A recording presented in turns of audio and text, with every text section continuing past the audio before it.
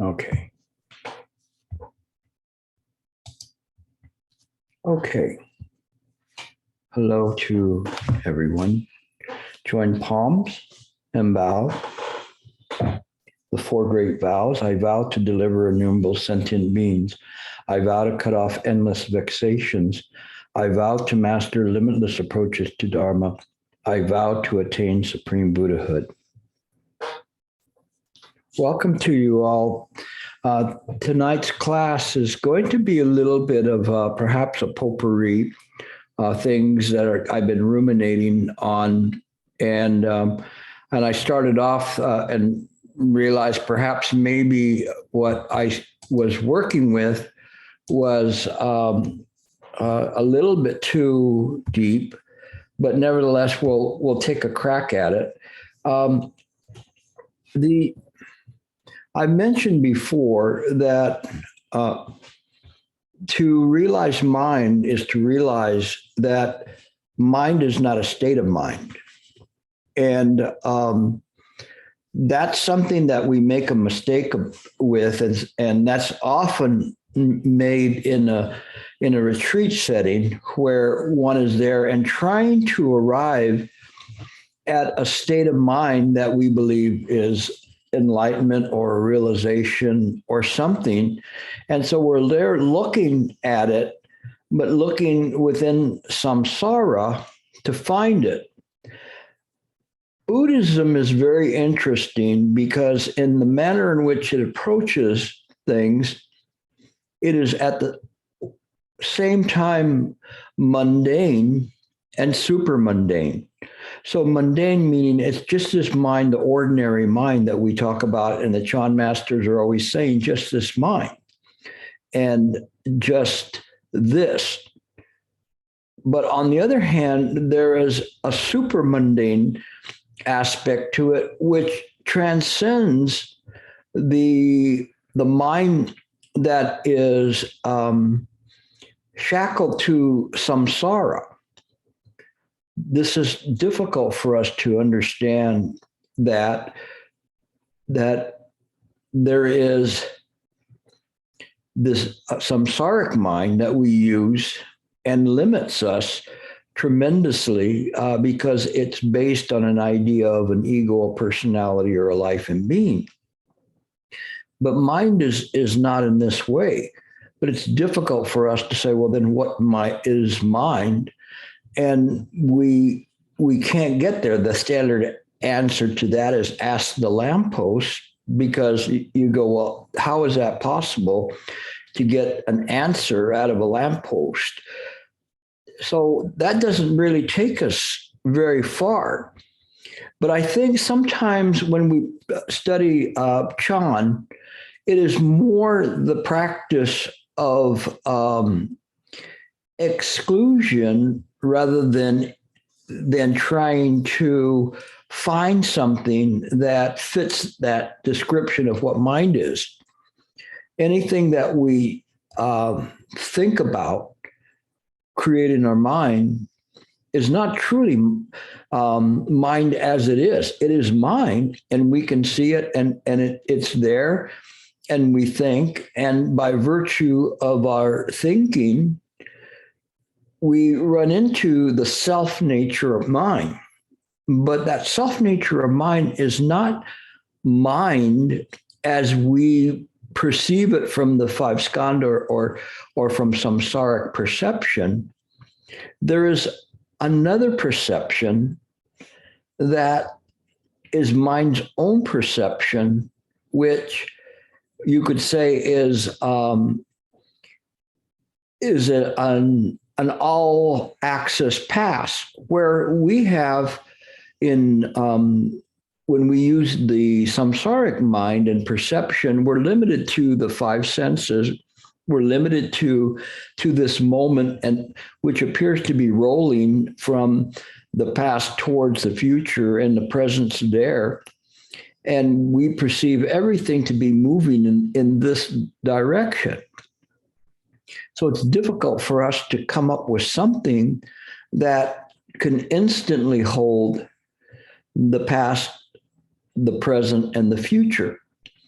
that we are incapable with the mind shackled to samsara of processing, but the mind actually has that super mundane ability to see those things that have happened in the past or what will happen.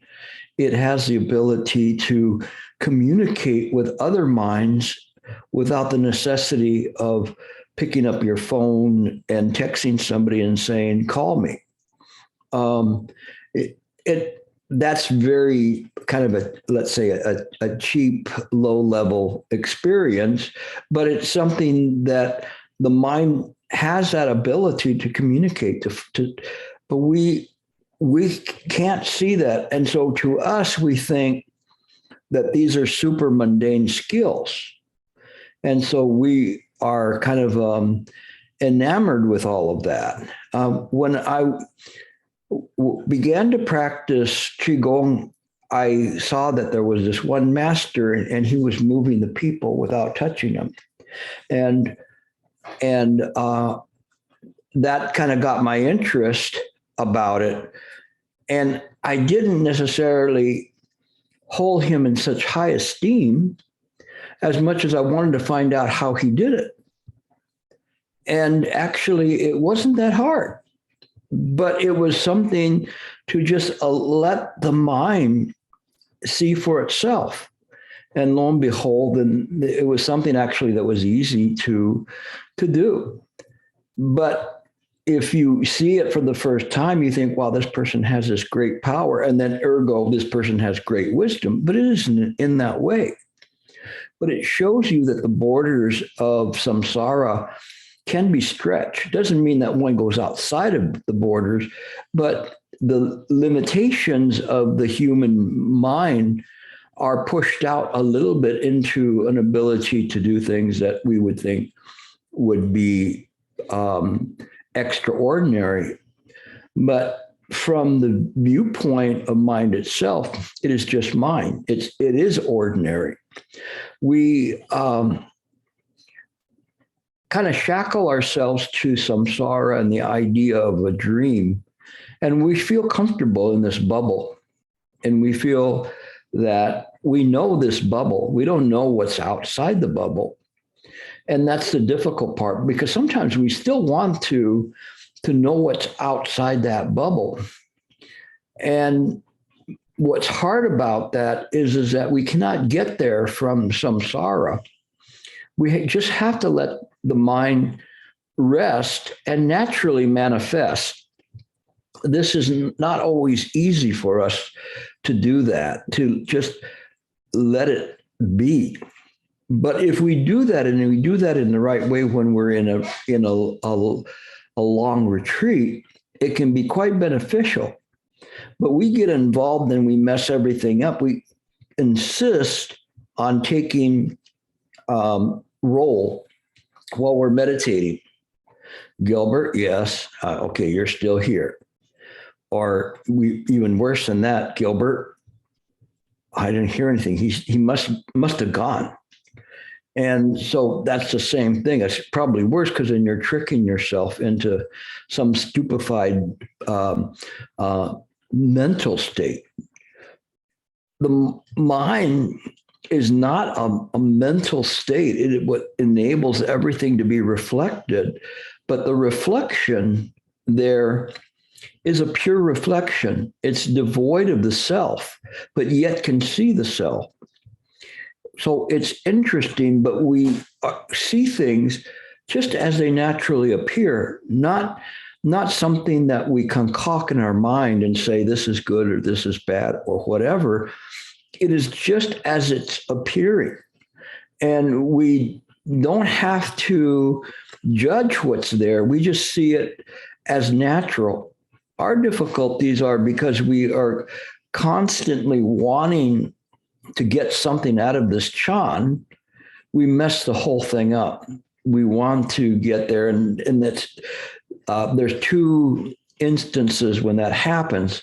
The first one is when you're first starting out, in the practice, and you get some small experiences. Wow, that feels so good. I was actually able to quiet my mind for a while, and I was able to rest. Not bad.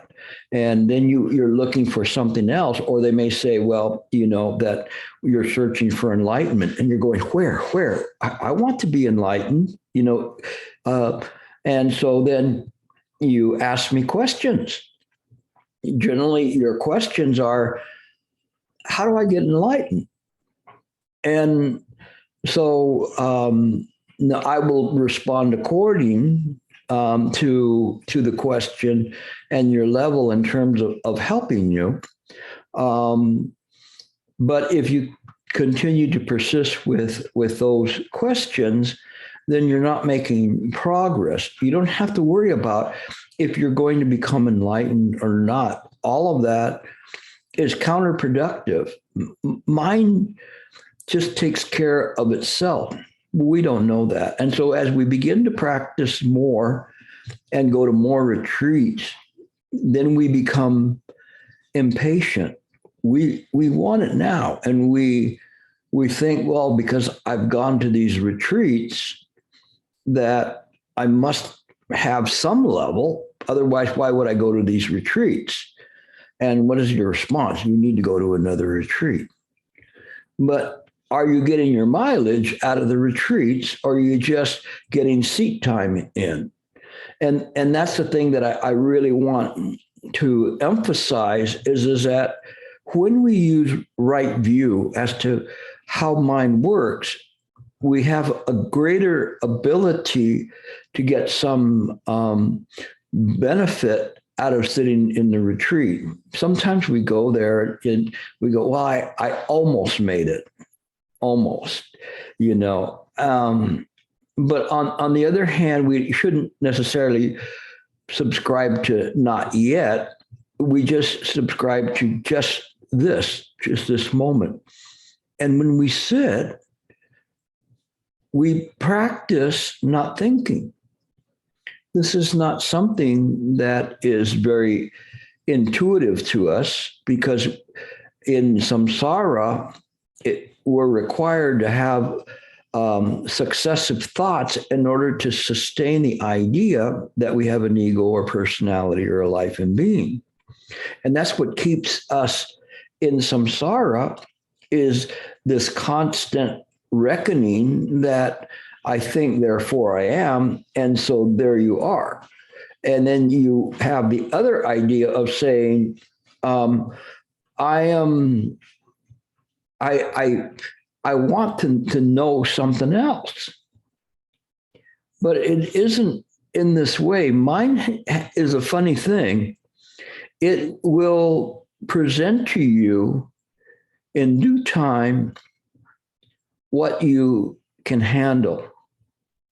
And sometimes it will present something of a realization that you may think, wow, this is it. I won the lotto. I've got this, and I'm enlightened, or I've had an enlightening experience.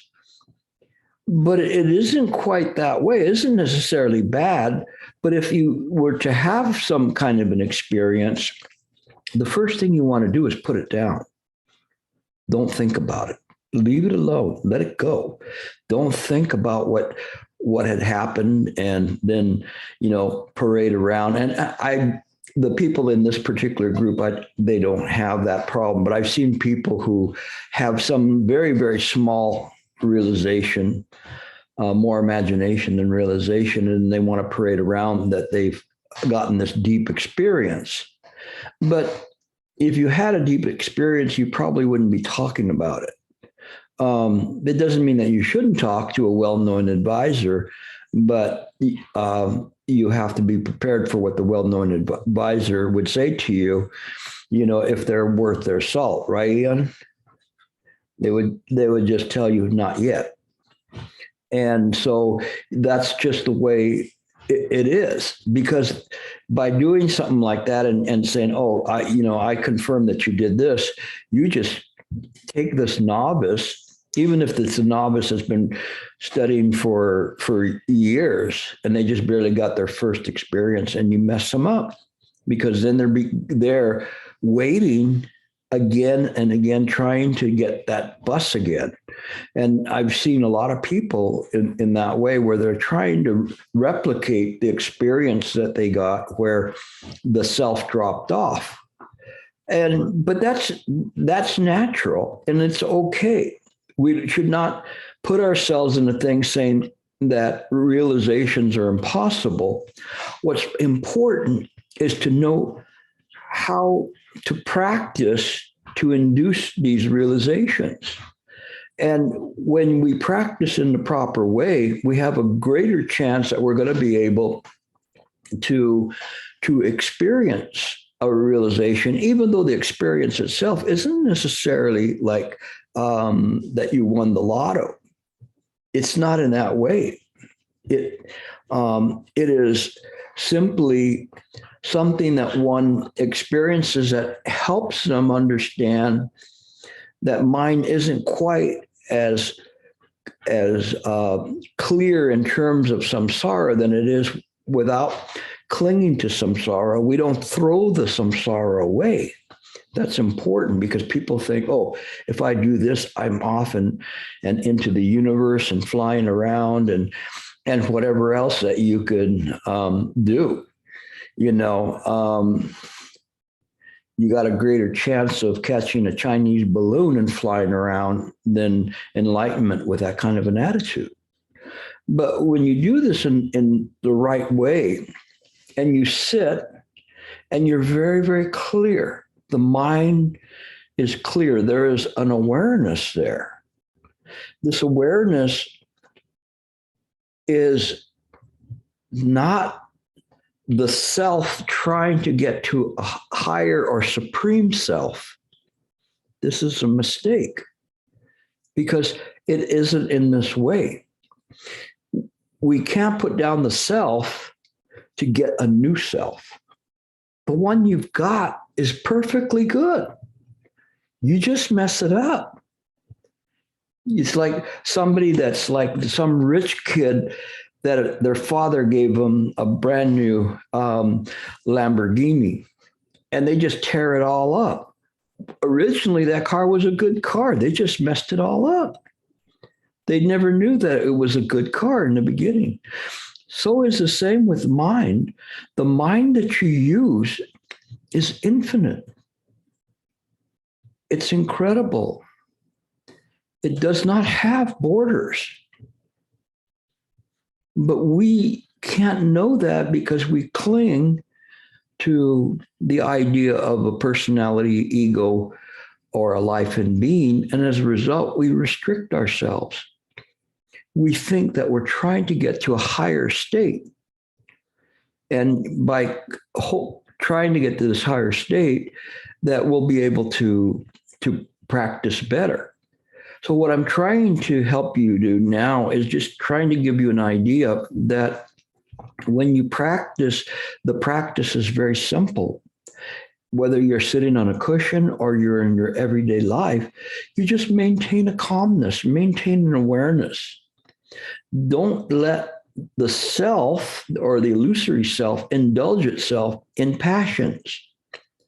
I want this, I like this, I don't like this, I like you, I want you, I don't want you, I like this kind of food, I don't like this kind of food. All those kinds of things, all those impressions from any kind of impression of the environment. It's too hot, too cold, too wet, too loud.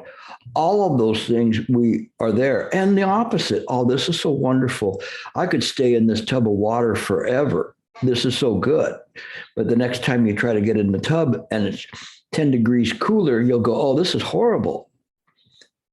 And so there's no satiation to these desires.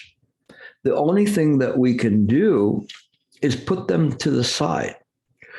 We don't have to purge them from our mind. Purging desires and attractions and vexations from the mind will simply result in a mind that's just dead. Especially if you tried to do that in a retreat, you're just going to end up with a dead mind. You think, oh, this was great. I didn't have a thought or anything, but all you did was stifle what's there. When we practice the mind in the proper way, what we do is we open up the mind. It's like you're going to open up all the channels all at one time. Whom, whom, whom, whum, whum, whum. And then you see, here comes a vexation. But you don't take it. You just observe it with your awareness of the mind, not your awareness as a sentient being. You go, aha, I caught you. You were going to lure me in, and have me start thinking about donuts. And then the next thing I'll know, I'll be looking for a lemon donut. And then I'll be picturing myself put it on. What happened? You got lost and you were trying to prevent it, but you really didn't have a clear awareness. We talked last week and I'd asked Senta about that and say that Tibetans say you rest in Rigpa and RIGPA. And it's a great term because it means that you're resting in this clear awareness. And this is what we use in the mind, is this clear awareness. And we use this discernment of clear awareness to observe everything. This is wisdom. And this wisdom enables the mind to navigate through samsara without attaching to samsara. And then it is able to perform whatever function is necessary. If, for instance, like today, I was in court, if I start thinking about how am I doing, or I don't want to lose, or I'm doing this, or whatever it is, I would not be able to function at a high level. But you just simply, you perform whatever function you are in that moment, and you do it to the best of your ability. Now, I don't think I would ever become enlightened litigating cases, but I still can do very well without worrying about all of these things and what I'm going to say and what I'm not going to say or whatever. It just flows naturally. It doesn't matter whether one's playing a musical instrument or you're at work and you're just punching things or stamping things or typing or calculating things. It doesn't matter. Whatever endeavor there is, then you do it with full awareness. And you can do it in a way in which is going to be productive. When we don't do that, then it's kind of like you have this time awareness that keeps sticking. And you believe you're moving in the present moment, but you're sticking to the past. Oh, this is so boring. This is so stupid. God, why am I even here? And so you go and you're just dragging the present moment with you, but you're really dragging the past behind you. Or the future, you're looking at it going, I'd rather be there than here. And so it's difficult for us to practice in this way. There was a movie of many, many years ago where this person had the ability, he had a remote control. And he discovered that if he pressed the fast forward, he could go past the boring parts of his life into the parts that were good. And lo and behold, like over the course of a few days, he reached the end of his life because all he was doing was fast forwarding to the parts that he liked. But there weren't that many parts that he liked because he had such a strong discrimination. We shouldn't live our life in this way.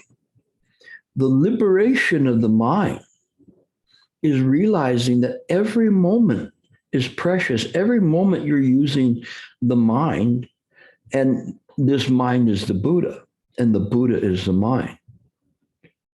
When we come to this true realization, it changes everything around us. We no longer see people as people. We see people as Buddhas. And they may be sleeping Buddhas, but nevertheless, they're Buddhas. And we're mindful about that. Not so easy for people who like to eat meat, because then you're there going like, I'm eating a Buddha. And you become mindful about those things, mindful of suffering. And so it changes the way that you look at things. The change is simply that you're no longer looking at it as an illusory sentient being, but using the mind's own perception to see things. And when we see things in this way, it changes the whole playing field. It changes the whole purpose of the game. You are no longer there trying to beat the game. I beat the game. I became enlightened, the matter of fact, the Buddha's going to be picking me up in about 15 minutes, so I better make this fast with you or I'll miss the bus. No foolishness like that. It is just simply, we are resting every moment. How would you like to rest every moment? You have that choice. You choose the Buddha mind. And as you choose the Buddha mind, you can relax and you can see. It's very interesting. In the big monumental change from Theravadan was the Mahayana's ideas of wisdom and the emptiness that was there. This was represented by the Heart Sutra or the Prajnaparamita Sutras, where everything was seen in this way. And there was also this element of compassion that was there. We then get to the Tathagatagarbha Sutras, and they're very interesting because, for instance, the Ratnagotra Vibhaga Sutra then begins to change things, not necessarily change it, but complement that perfected wisdom and seeing things in a way in which one connects to the self-nature of mind and sees everything in this way. Now, it is not a high-level being. It is the realization that there are no high-level beings, but it is simply aware of pratika samappada, causes and conditions never fail. This is the self-nature of mind. And when we allow that to absorb the idea of an individual or a life and being or an ego, then everything is self-righting. It's like if you were in a boat and a wave hit you and you'd go almost out, but it would come right back up. And you're there and you realizing that you're in this samsaric ocean, and you realize this Dharmakaya, that Dharmakaya belongs to the sentient beings. That's where they reside. But not only do the sentient beings reside in this samsaric ocean, but bodhisattvas reside there. And so the bodhisattvas are residing in the samsaric ocean too. You go, where are they at? Where are they at? Look around you. You'll see so many bodhisattvas, so many people that have an interest in helping others. They can be any kind of bodhisattvas. The other day I was watching a YouTube thing and I saw a dog pushing another dog out of the street right before he got run over. That was a bodhisattva dog. Not too many of them around, but nevertheless, he had an interest in helping the fellow dog. So it's quite interesting in this way. We just don't realize that.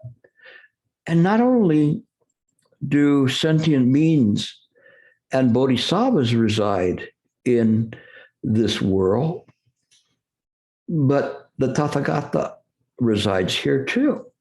The Tathagata we see is the Buddha, but the Tathagata is here in the samsaric world.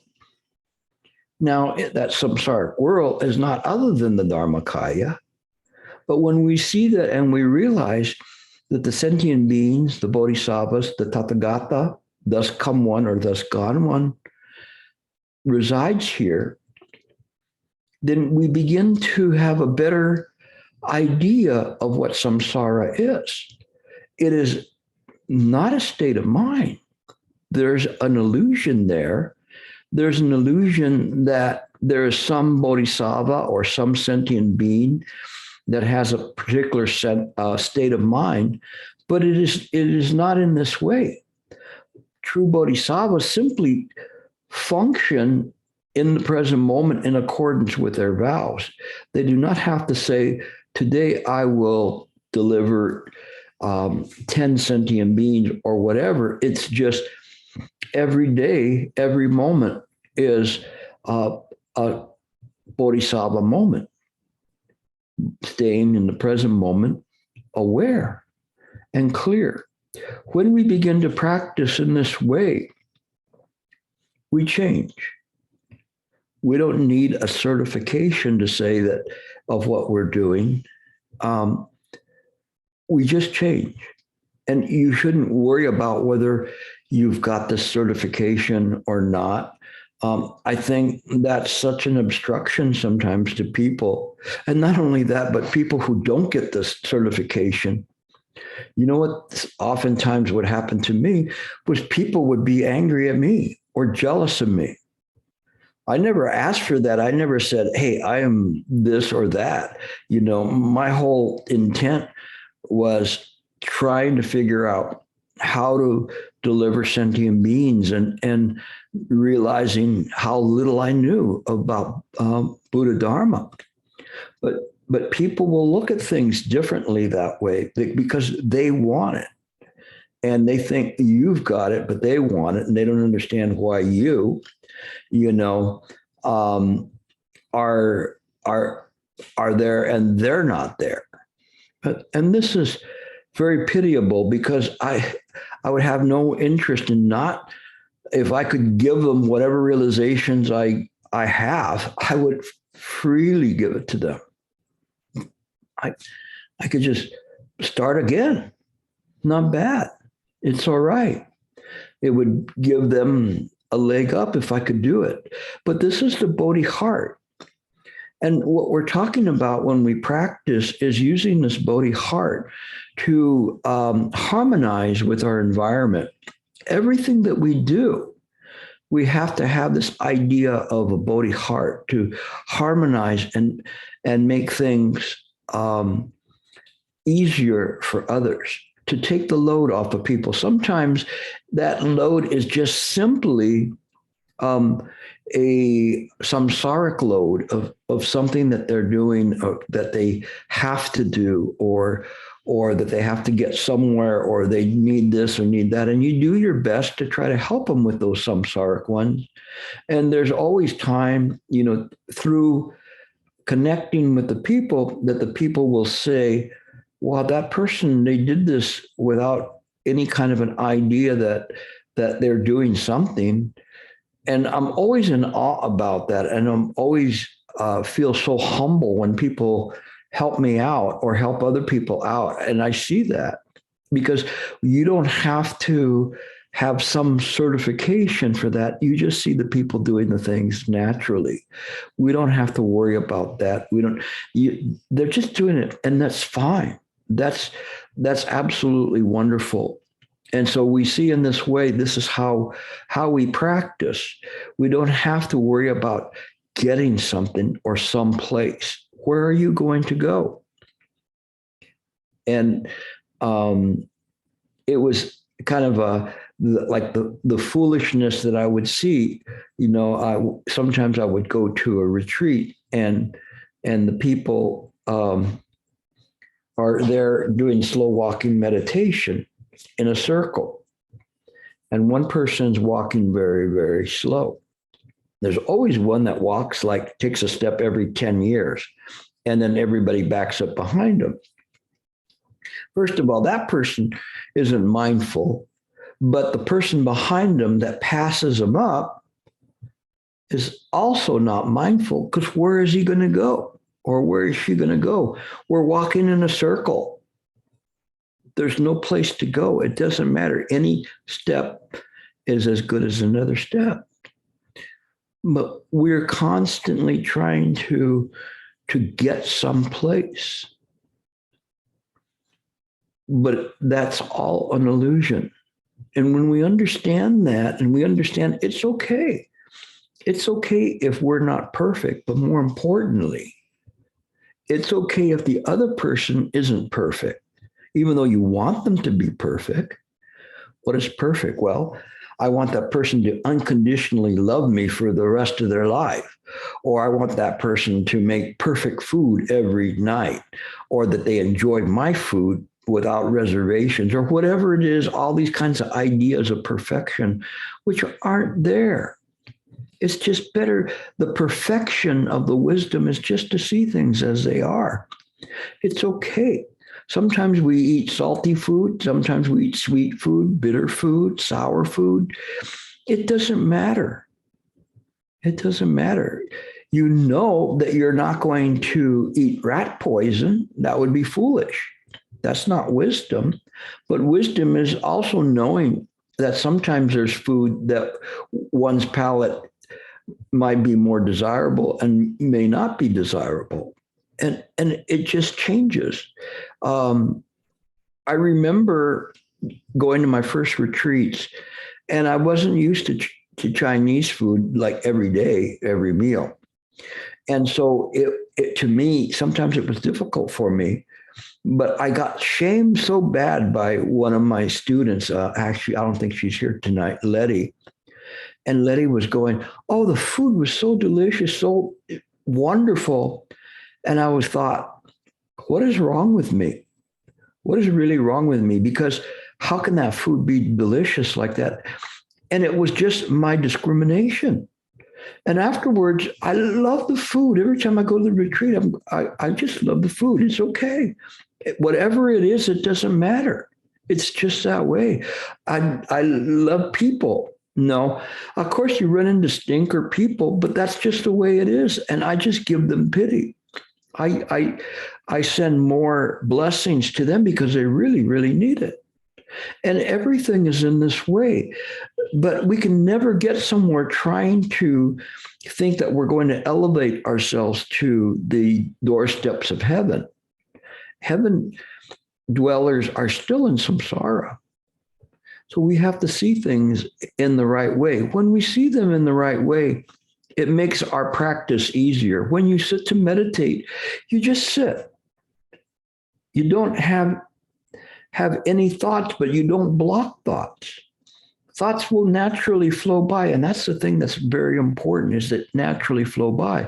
But likewise, all of our speech, all of our thought, all of our actions should be the same way, naturally flowing. And when we see things in this way, it changes it. It sets us up for that conundrum about seeing the river and the bridge, and the master saying, it is the bridge that is flowing, not the river. And you go, what? That is unfathomable. That doesn't even begin to make any sense. But when one's mind is settled, it begins to make sense. We don't have to worry about it. We don't have to solve it like a go-on. And go-on should not be something that you pass or not pass.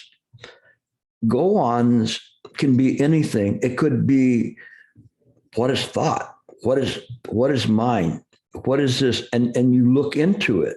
It is the looking into something that is the beneficial aspect of it. One, because when you're sincerely looking at something or reading a sutra and clearly reading it, you have no other thought.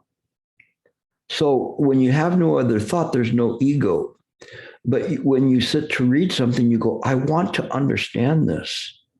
I really want to understand. I just don't want to read words. I want to do this. And whatever you do, it is in this way. If you, whatever you're doing in terms of your actions, you want to do them as perfect as you can. Perfection is not that without blemishes or whatever. It just sees things in a natural, spontaneous way, in accordance with what needs to be there. So Ling Chi, he could shout at people. Didn't mean that he was angry with them. It's just that he used that to create an emphasis. Because after the shout, what's there? And to create a gap in the idea of our notion of reality and our notion of a personality or a life and being. That's why some of these things, they appear to be so strange, but in fact, they're not strange in their own way. Let me see what I've got I can talk to you about.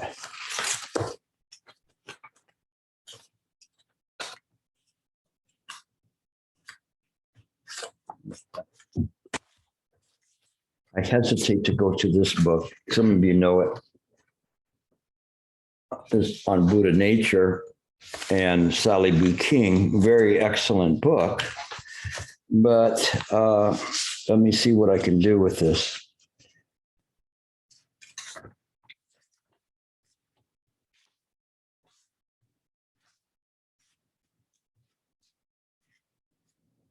I'll try to pick it up somewhere where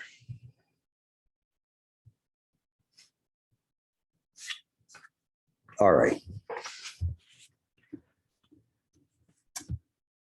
The Anyutava Purnava Nirdesis is a short text with a simply stated but paradoxical theme. The absolute identification of the Tathagata Garbha. Tathagata Garbha is the Buddha womb or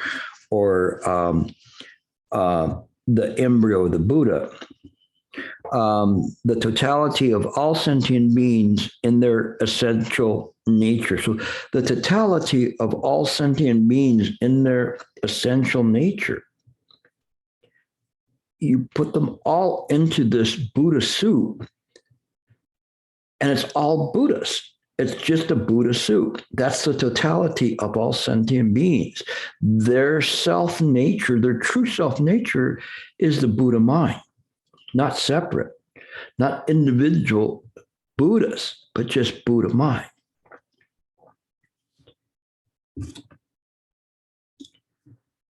And the Dharmakaya or Dharma Dhatu, the text emphasizes that in order to become free of wrong views, one thing must be known, namely the single Dharma Dhatu. So what must be known is the single Dharma Dhatu. This is, you could call the mind ground. It is what is there that there is nothing that is separate from it, nothing that's apart from it. There is no illusion that needs to be separated out. It incorporates everything in its totality, that Dharma Dhatu. Dhatu meaning some kind of appearances, but this is the mind. What we know is this Dharma Dhatu connected with the Buddha is governed by pratika samappada. Causes and conditions never fail. And so once we understand that this is the reason for appearances, not some kind of happenstance or luck or whatever, but everything is minutely connected with everything else. It is this that assists us in terms of realizing mind. This Dharmakaya, when bound by defilements, drifting on the waves of samsara, is called sentient beings. This same Dharmakaya, when filled with repugnance for the suffering of samsara, in putting aside all desires and practicing the 10 paramita, embracing the 84,000 Dharma doors, and cultivating bodhisattva practices is called bodhisattvas. And again, the same Dharmakaya, we're talking about just Dharmakaya, when free from all defilements and utterly pure, is called the Tathagata. Thus, the Dharmakaya is the realm of the sentient beings. Excuse me. And the realm of sentient beings is the Dharmakaya. These are two names with one meaning. Hence, whereas the Srimala Sutra, they're talking about the Queen Srimala's Lion's Roar Sutra, emphasizes transcendence of the Tathagata Garbha. It's saying that there's this transcendence of this Buddha womb.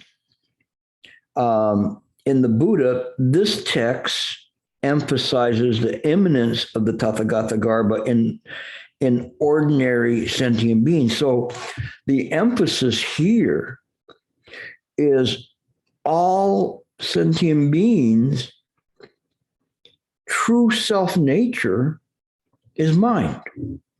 I vow to deliver innumerable sentient beings of self-nature. I vow to cut off endless vexations of self-nature, and so on. Everything is the self-nature of mind.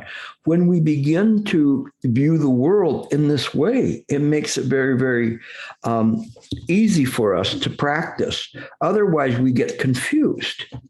But here it is very important because, excuse me, give me 1 second.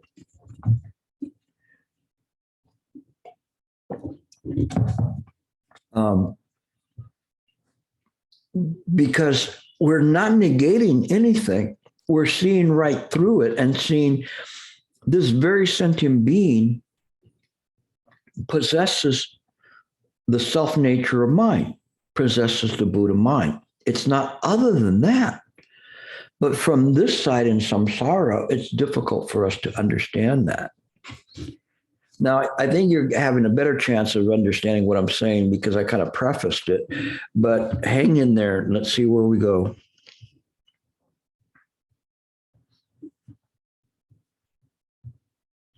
Hence, whereas the Queen Srimala, I already read that part. Okay. So they were saying emphasizes the imminence of the Tathagata Garbha. So the imminence meaning that is the key, this imminence of the Tathagata Garbha. Why? Because everything is connected in accordance with causes and conditions. They never fail. This is the imminence there that is driving the appearances. We think that we drive the appearances. I'm always unlucky. I'm always this. I'm always that. All of that is all connected to pratika samappada, causes and conditions never fail. So we don't see this law of causation. We may understand the law of cause and effect, but they're two different things. The law of causation is pratika samappada, how everything appears, and showing the imminence of the Tathagata Garbha, how everything comes from that is connected to it. The law of cause and effect is one of those woe's me, because of this is going to happen to me, or that this will happen to a person, or whatever it is, but that's still within samsara. The key in the Tathagata Garbha Sutras was turning all of this into the self-nature of mind. And in this self-nature of mind, it was a wonderful turn where it began in the Mahayana Sutras of the Prajnaparamita Sutras, these wisdom sutras, and saying there's this compassion and there's this. And the following masters realized it can be tweaked a little bit more. Because if we just say that everything is empty, people might be confused about that, or they may hold on to this emptiness.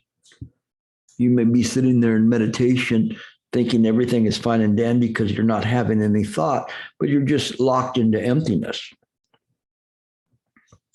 So they're looking at it and they're saying, there's more to this emptiness.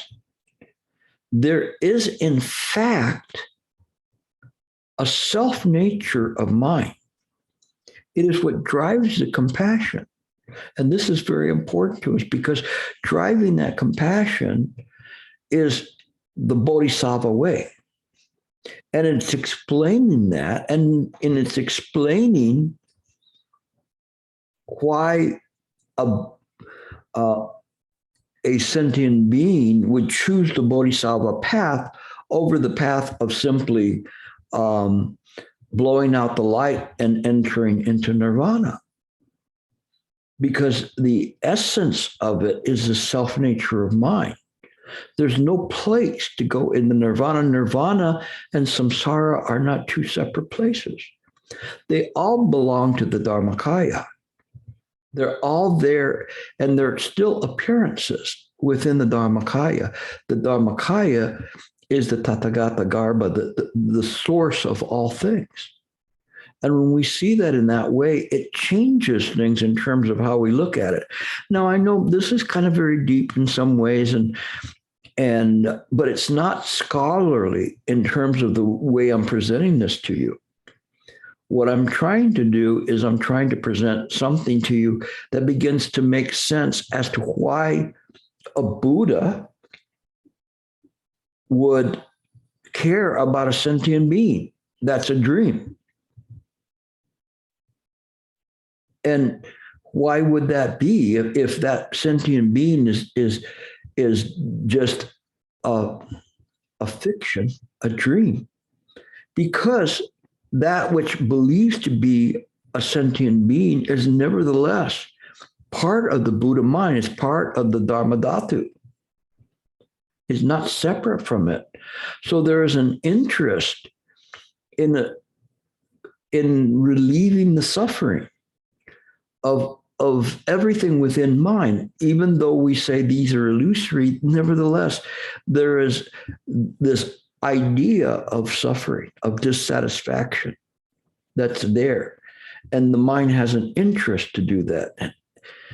And we know that we really need Buddhists to dwell in the world, at this time in our life with so much hatred, so much discrimination, so much killing. And that's just in the US. And you think all over the world, it's like this. And so these are the things that when the Buddhas do this, they don't discriminate.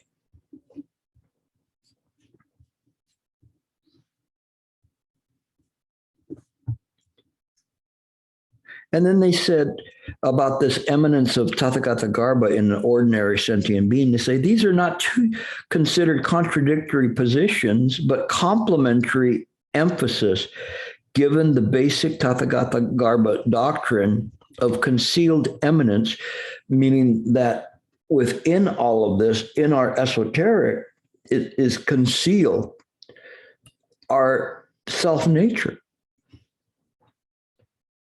That is ontological imminence joined with existential transcendence. So what it is it's looking at things, and these are very highfalutin words, but it's saying how we come into being and how we transcend that idea of a life and being, a personality, or an ego, that is the transcendence. Because all of those things, essentially what we do is we no longer see the sentient being as a sentient being, but as the self-nature of mind. And seeing that is the realization. And that realization of seeing everyone and in this way, you cannot but help others because it is just in that way. This is the self-nature of mind. This is the part that they wanted to kick it up an extra notch from the idea of emptiness and from the Prajnaparamita Wisdom Sutras to kick it up to this level so that people could realize that all of this is all connected. It is not a state of mind, but it is the idea that any state of mind is illusory. Nevertheless, appearing in the Dharmakaya, we don't have to throw it out. Where would we throw it? There's no place to throw it. It's just there. But what we do is we see clearly this Buddha mind, what we call in the past ekayana, just this single mind. I think I'm going to stop there. It gets into some other stuff, but it'll take me a while to try to get to that. But I wanted to give you something like ease you into this, but looking at this and seeing things from this kind of a, you might say, a scholarly viewpoint, but it isn't really. The one thing this particular author, Sally B. King, has is this kind of an intuitive wisdom and that belies her as just being a scholar. There's something to the way that she writes that if you really look at it, you could say, I think this one gets it. And so it's wonderful to look at that. But that part that I read to you right now, I probably read it last night about 5 times at least, and probably since then like 8 times in total, just to try to present that to you. That's the effort that it takes to try to penetrate. You cannot just simply think, oh, I'm going to read this and get it. It's not Aesop's fables where the answer is there and so simple for you to do that. You need to work. But if you work, it pays off. It really pays off. Never think that it's beyond you to understand these things. Master Ling Chi used to say, don't hold these masters in such high esteem. You really want to see how they did it. And if you can do that, then it will work for you. And that's what's important, is that each of you have the ability to do this. But if you contemplate what I've said tonight, I think that you really start looking into it, you will find that it will begin to make sense. And it will begin to be clear. It's not easy because what I'm presenting is one you could consider it to be very scholarly, but it's not scholarly. It is just that they're trying to present in the best way what mind is. Now, some scholars lose track of all that, and you can clearly see they have no realizations. But this particular scholar, I believe, is very sincere in the manner in which he's producing it and has studied it, and it's worth exploring. It isn't in her words. It is in your exploration of the words that she has and your interest that you want to find out what that all means. Okay. So even what I said today, I didn't go into the very deep points of this, but it's still beneficial. It gives you an experience that you can use in other times to practice on your own. Okay, I'll leave it there now, and I'll take any questions you have. You should have some questions. This is a little deeper than last week.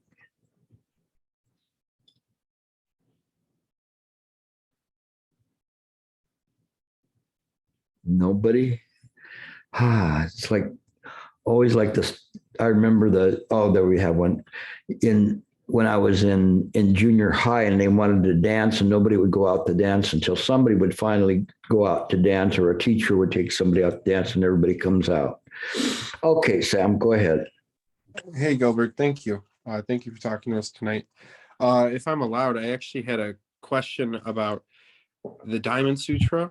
Some of the things you said tonight reminded me of a specific paragraph that I had taken a note of, and I specifically thought I wanted to ask you about this. Because you were talking a lot about seeing others as mind, and I'm probably misquoting, but the quote from the Diamond Sutra is when the Buddha says, "Furthermore, Subhuti, if a man or woman renounce their self-existence every day as many times as there are grains of sand in the Ganges, and renounce their self-existence in this manner for as many kalpas as there are grains of sand in the Ganges, and someone grasped but one four-line gatha of this Dharma teaching and made it known and explained to others, the body of merit produced as a result would be immeasurably infinitely greater." I felt like some of the things you were saying tonight were hand in hand, or essentially you would say that and I would think of that paragraph. Is there any way you could speak on that paragraph a little bit? Please and thank you. I have to laugh because the Diamond Sutra is this diamond faced Rubik's Cube, and you're just turning it, but each time you turn it, it's the same face. It's diamond and sees all the way through and cuts through everything. It is in your feelings, Sam, that you felt that's important. The Diamond Sutra doesn't give up its wealth too easily. You have to just keep asking it, read it and read it and read it. And then all of a sudden, something very interesting happens, as it happened to you tonight, is all of a sudden you see the Diamond Sutra in all of these other teachings. And then you realize, well, that's it, because that was the esoteric. It cuts through all these illusions.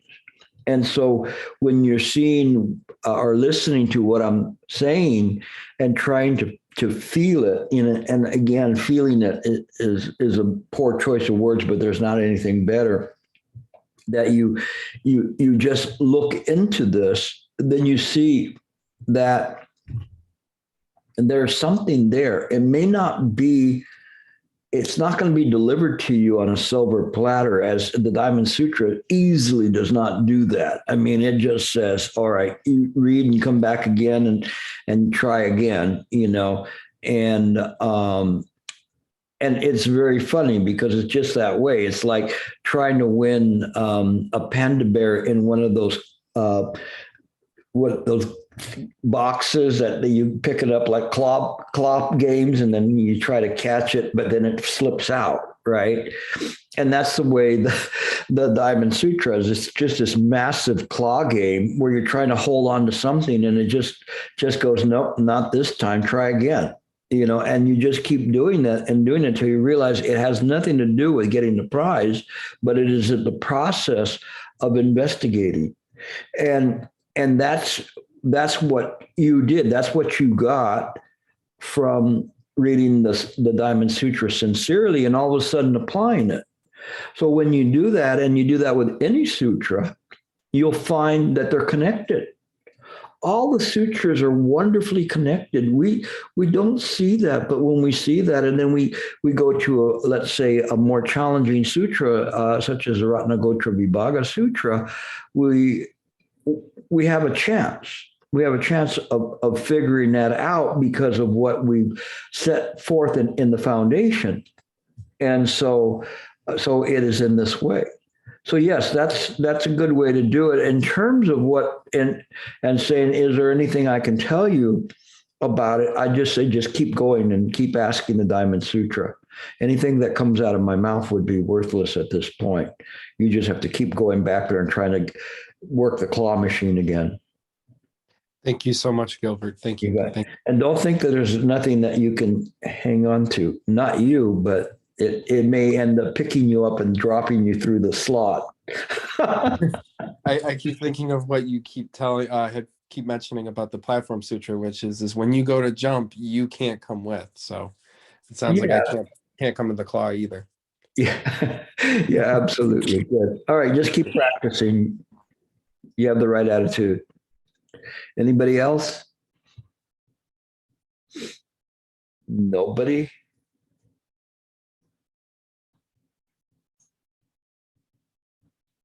You guys are going to let me off easy tonight?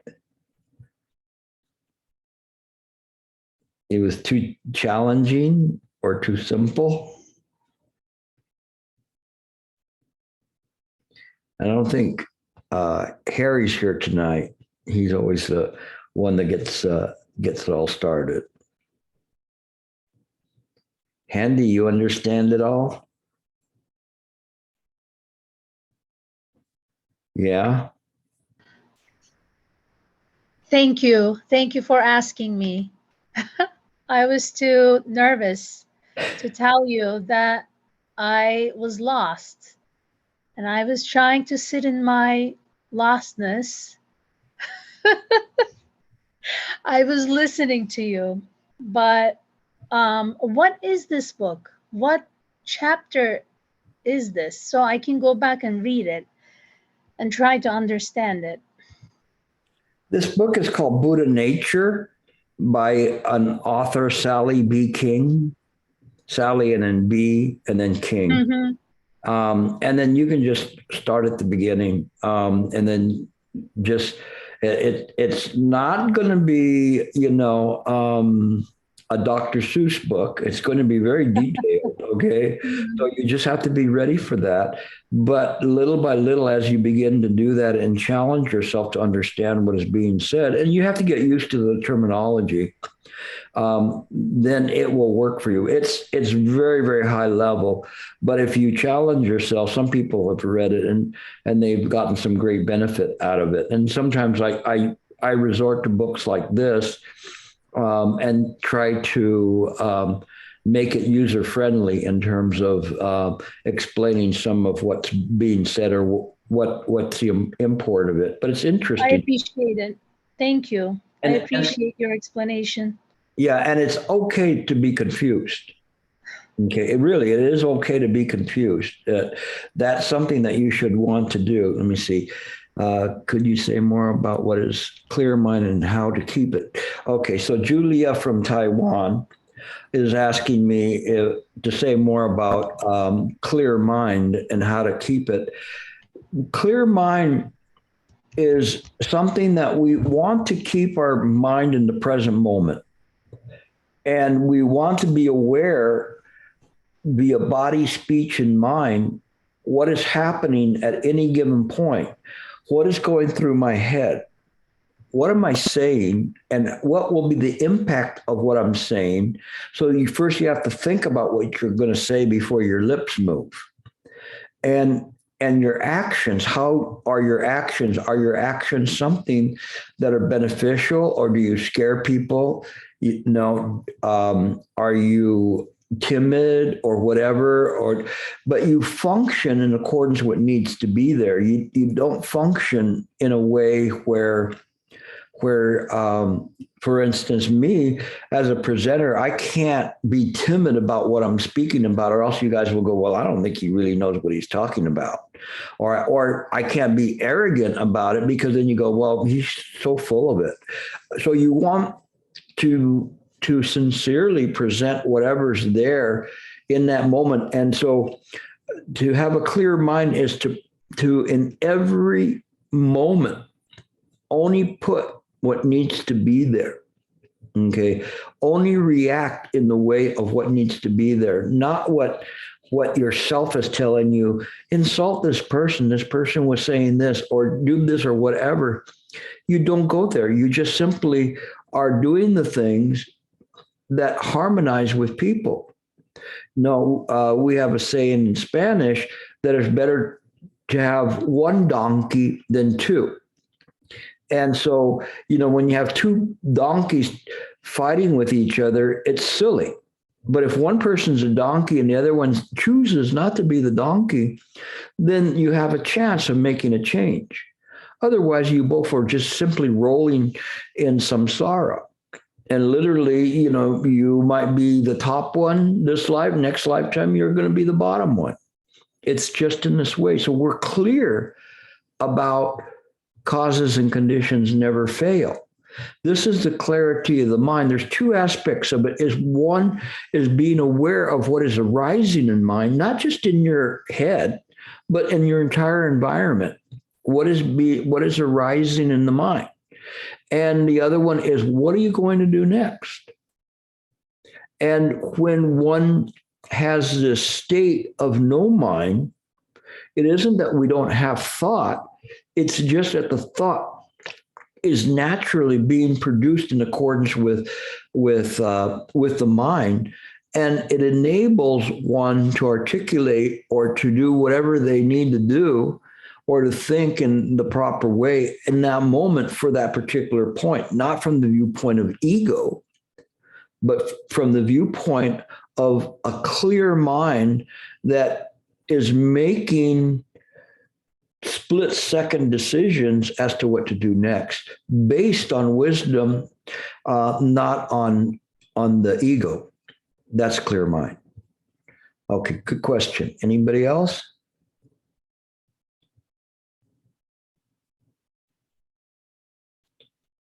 Come on, I'm sure there's somebody there that has something to say.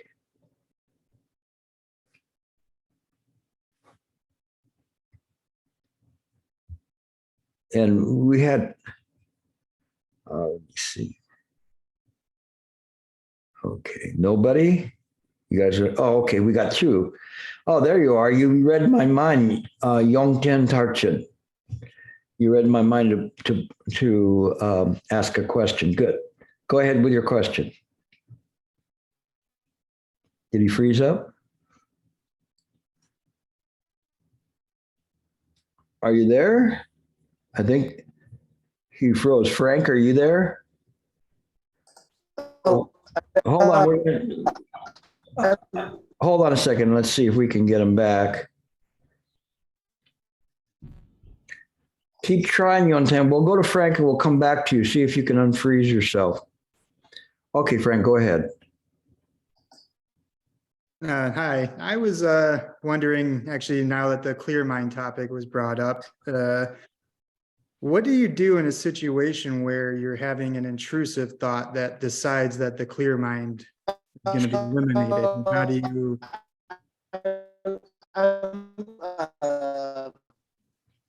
Okay. Clayton in the Hang on, Frank. Let me see if that. uh-oh. I think that was him trying to clear himself out. Yeah. But let's go back to you for a moment, Frank. Hang on, Yonten. We'll see if we can get you back in. Frank, okay, so you're saying that you want a clear mind, but you have an intrusive thought. Right. And in that moment, you know, you don't always, you'll catch yourself because of the method, but sometimes there'd be a recurring theme. And so you don't understand the cause yet, or you have understood the cause yet, but for whatever reason, it still, presents itself. So what would we do in that situation?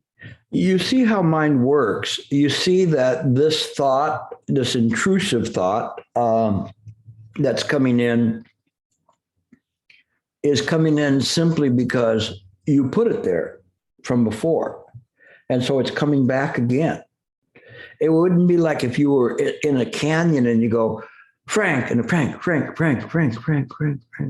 You go like, that's strange. I've never heard. Somebody's in there calling my name, right? You wouldn't think that way. But why would you think that way about the thoughts? You're the one that called it, so you're the one that can take it out. You understand that this echo is from the past. It is something that if you give it any kind of mind attention, it will come up again because you're putting it there. So you simply illuminate that intrusive thought, illuminate it, give it no power, and let it go. Okay. And then it will lose its power to come back up again. Okay. But every time it comes up and it bothers you, you're ensuring that it's going to come up again. Okay. And so you don't give it any kind of mind attention or mind energy, and then it will dissipate just like the echo would dissipate if you left it alone. But if you went, Frank, it'll keep going again. But it'll be dissipating because you're not saying your name again. So it's the same thing with the mind. You just don't give it any mind attention. You illuminate it. You don't have to block it out. You don't have to throw it out. You don't have to do anything. You're just aware that it is arisen, and it is arisen in accordance with causes and conditions. So you just let it go. You go, oh, that's how mind works. And then when you see that it's gone, you go, my gosh, I just realized how mind works. Not bad. Okay. Okay, we'll revisit Yonten, see if we can unmute him and. Right. You got me? A little bit. Go ahead. I was just curious about what, like, being aware of because like when I sit down and meditate, what being aware of in the present moment truly is, because when you're starting to follow it, a sense of self starts to break down, I guess. I don't know how to explain it. Can you hear me okay? Yes, I'm listening to you. Okay. And what it means to be like because you can't really grasp a present moment. I was just curious about what it is, unless that's what I need to be asking.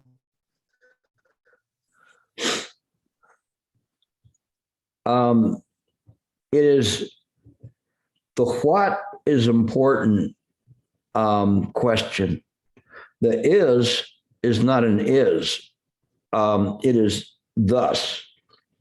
Yes. So thus just means I guess you could say the way it is without the is. It's just how mind works, which is what I was talking to Frank about, is that one uses the illumination of the wisdom in the mind to illuminate thoughts that are arising, and realizing from where they come from mind in accordance with habitual tendencies. When we realize those habitual tendencies, then we begin to break like the string that holds it all together. And then everything is seen clearly, that we realize if I string these all together, there will be a self. Without that, there will be no self. It doesn't make the self go away. It doesn't make the mind go away. All it does is clarify in the present moment mind. And that's why they said there's this self-nature of mind. We don't negate it and say there's nothing there. Otherwise, it would be nihilistic. And I think that's why in the Tathagatagarbha sutras, there was a clarification so that people wouldn't fall into a nihilistic viewpoint of it and say, no, there's this self-nature of mind. And that has to be practiced to be able to have a realization of it, but we do understand a direction of where we're going with that. Yeah. Okay. So just work in this way, and then the mind, I often say the mind is like a self-cleaning oven. It will, if you leave it alone, it will clean itself.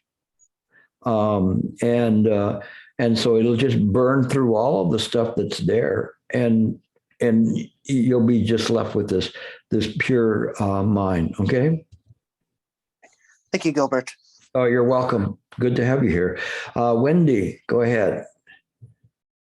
Oh, thank you. Thank you, Gilbert. My question is, the thoughts, I put the thoughts there. So like if I let it alone, it will go. But I try hard to get rid of it.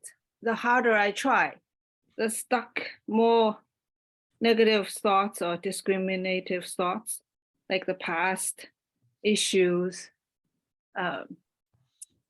So rather try to get rid of it, just leave it alone. Is that what? Yeah, you make me laugh because it makes me think of the old Brer Rabbit stories. And there was one about this tar baby. And the baby was made out of tar. You know what tar is? It's like this black sticky stuff.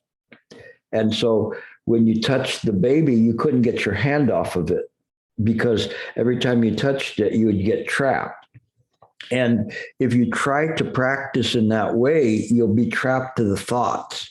We don't have to purge the mind from thoughts. We have to illuminate the thoughts. When we illuminate the thoughts, we see where the thoughts are arising from. So we always directly attributing this thought came up because I had this desire. Okay, so if I had the desire for a donut, and all of a sudden a picture of a jelly donut or a lemon-filled donut comes in, I know exactly where it came from because I have demonstrated an interest in those in the past. Therefore, it's going to come up. So if somebody said a donut, that's what I would see in my mind right away because those are the ones my preference. Which one. But it doesn't matter, whatever it is. It could be a donut, could be a person, could be some kind of action or whatever. But we're just clear. We have to be clear about it. And we unstick ourselves from that. This is what they call akusala and kusala thought. So a kusala thought is a thought that sticks to something. And so the kusala thought just flows by. It just flows. But an akusala thought is like you're sticking to something.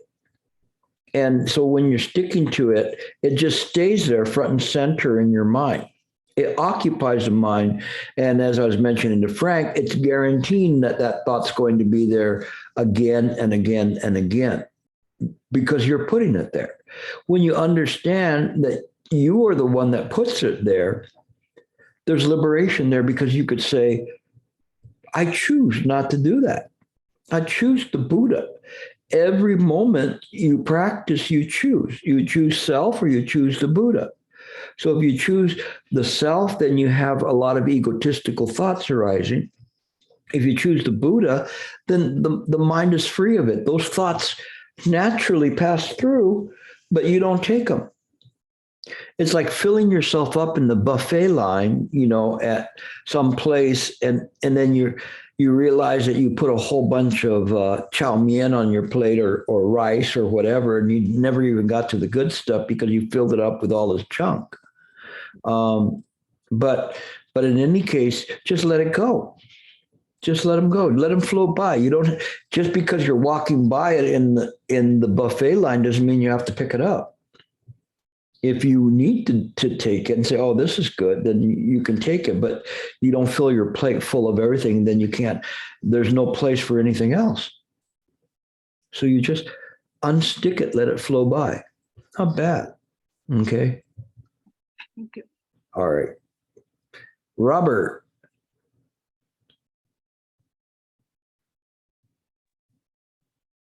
Hi, Gilbert. Thank you very much.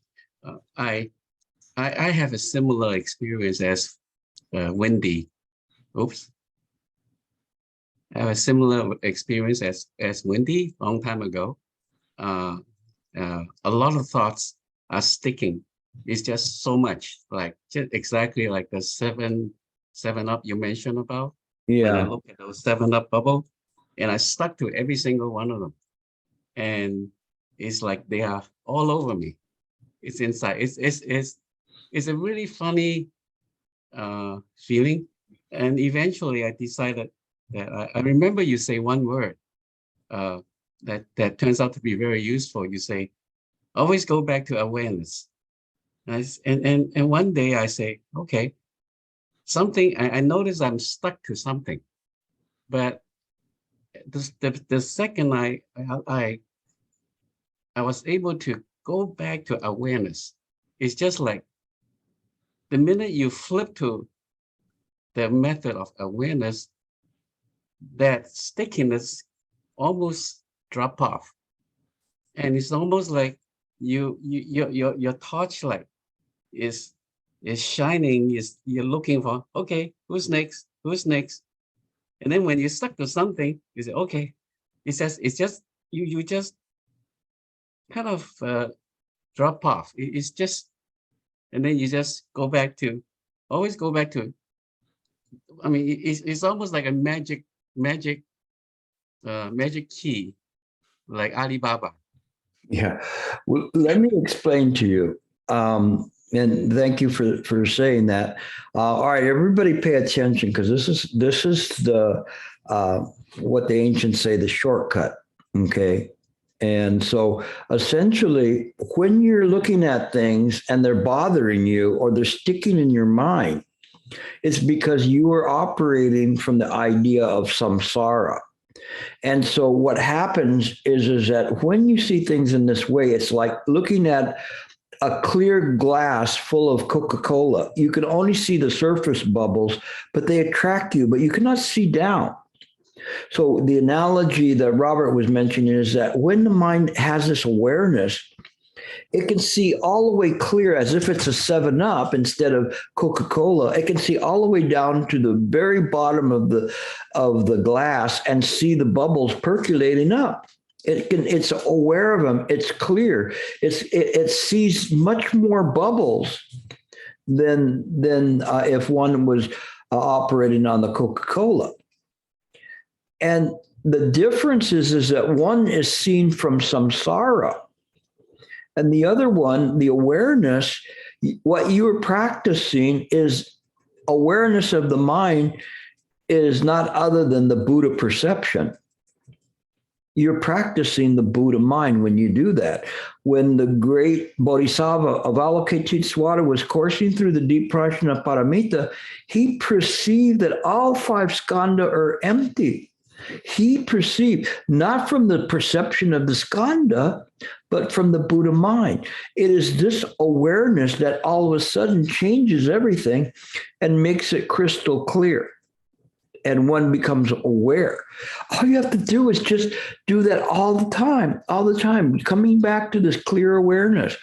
And it changes. All of a sudden, all that sticky stuff that's on there is gone. It'll just bob by. It doesn't mean that everything it stops coming by. It's just that one is not attached to it anymore. So if you practice in this way, after a while, very little will float by. Whatever you need, it will float by, and your vexations will dissipate. Okay, just like if you're looking at a bottle of a glass of 7-Up, little by little there'll be less and less bubbles in the glass by nature. If you shake it up, it's going to have bubbles again. So it's just this way. I hope you can practice this way this week. Just practice everything in this way and it will work for you. Okay. I think that's it. It's time for me to rummage through and find something to eat in the refrigerator. So I'll bid you good night and good morning for some of you. But any case, please practice well, take care of yourselves, take care of others, more importantly. Really help others this week. See how you can help people. There's plenty of people that need help, and you'll be very surprised what happens with that. So, Amitofo, we'll see you next week. Take care. Bye-bye.